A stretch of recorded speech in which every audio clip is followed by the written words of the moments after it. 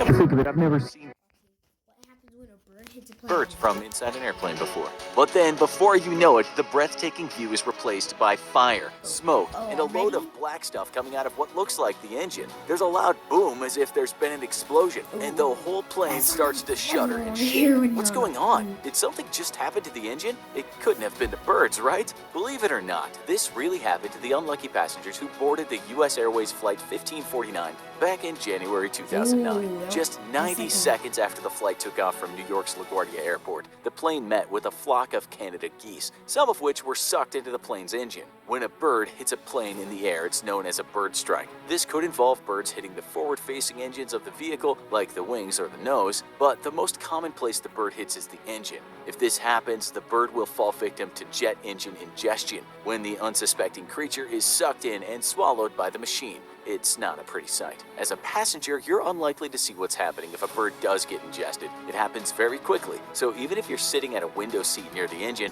all you'll see is a blur of motion. Sometimes that's it, and nothing much will happen. In extreme cases, like this US Airways flight, you might see flames, smoke, and blackness from the window.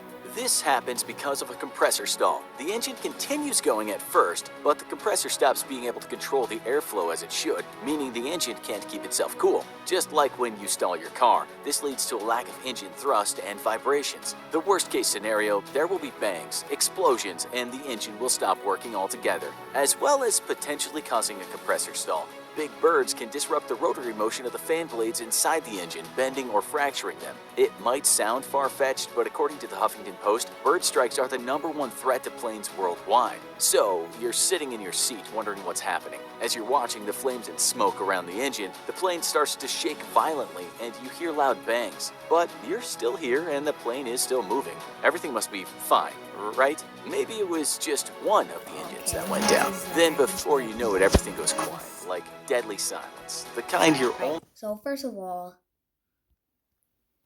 bird, what are you doing up there? I thought like planes fly so high up, there is no air supply up there. That's why they have the masks, right? So what's a bird doing flying so... Well, maybe they were just getting to their max altitude in the plane or something.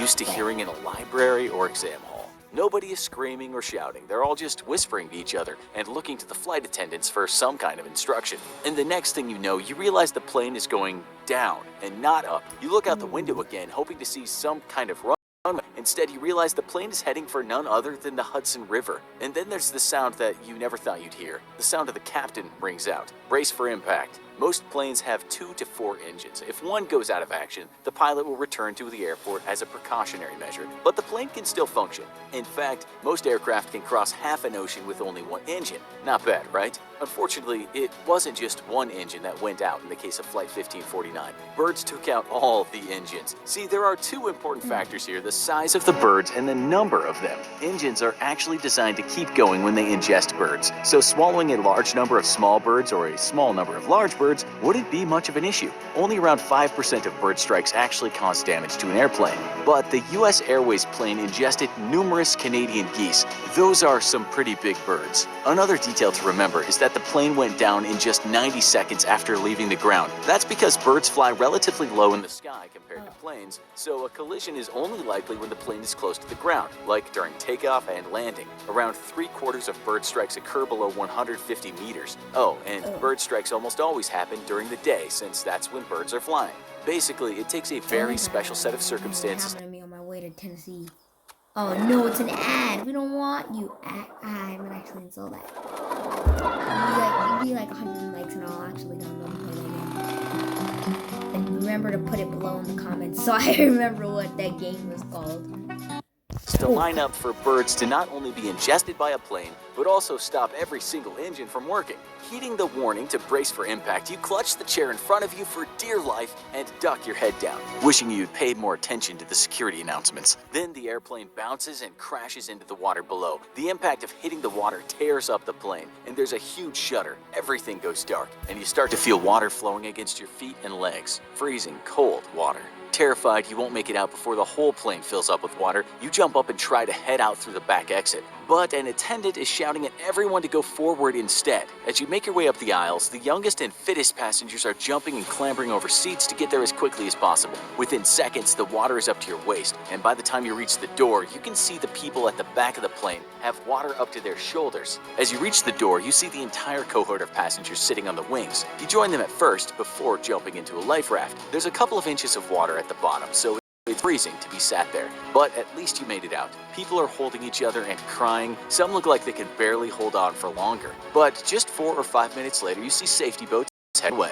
You can scarcely believe it. You made it out alive. It's easy to see why 1549 came to be known as the Hudson Miracle. Despite all of the engines failing, every single passenger survived. It was all thanks to the plane's pilot, Chelsea Sullenberger, also known as Sully. Realizing what had happened, Sully was left with 3 options. He could turn back to LaGuardia Airport, try to land in the next airport in New Jersey, or do an emergency landing in the river. The typical procedure for a bird strike is to turn around, but Sully understood he was faced with a far more serious situation.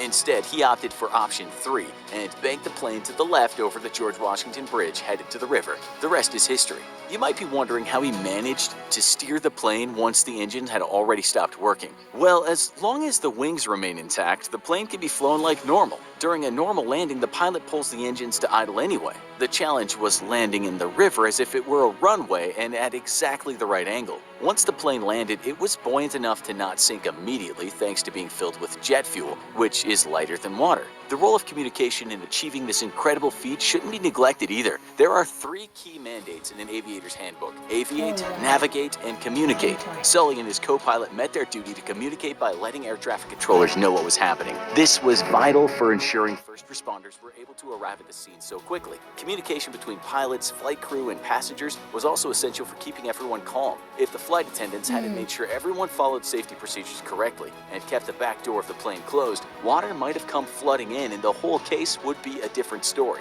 So, should we be worried about a bird strike? Yes and no. The outcome of bird engine ingestion is highly dependent on the circumstances of the flight. In 2007, a flight from Manchester to Lanzarote suffered engine failure when a bird was ingested and caught fire, but it returned safely. On the other hand, an Ethiopian Airlines flight in 1988 sucked in numerous pigeons in takeoff and ended up crashing and killing 35 passengers. The greatest loss of life happened in 1960 on a flight from Boston, when a flock of starlings damaged all 4 engines and the aircraft crashed, killing 62 passengers. These are somewhat extreme cases, but the